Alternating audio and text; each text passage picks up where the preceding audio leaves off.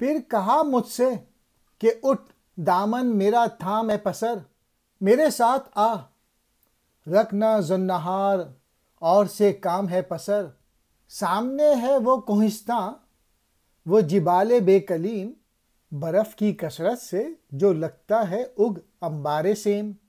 اس کے پیچھے ایک قلزم ہے کہ ہے الماس گہوں، ہے زیادہ آشکار اس کے بروں سے اندروں۔ مولانا روم اب علامہ اقبال سے مخاطب ہو کے کہہ رہے ہیں، اے برخوردار بیٹے اٹھ تاکہ ہم اپنا سفر جاری رکھیں۔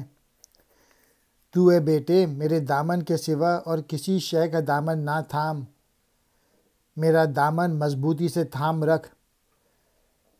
جب ہم آگے بڑھے تو ایک ایسا کوہستاں نظر آیا، ایسا کوہستاں جو کلیم حضرت موسیٰ کے بغیر تھا، جس پر کوئی کلیم نہ تھا، اور جو برف کی وجہ سے یوں لگ رہا تھا جیسے چاندی کا ڈھیر لگا ہو، گویا اس پہاڑ پر محبوب حقیقی کی تجلی کا کوئی آرزومند نہ تھا۔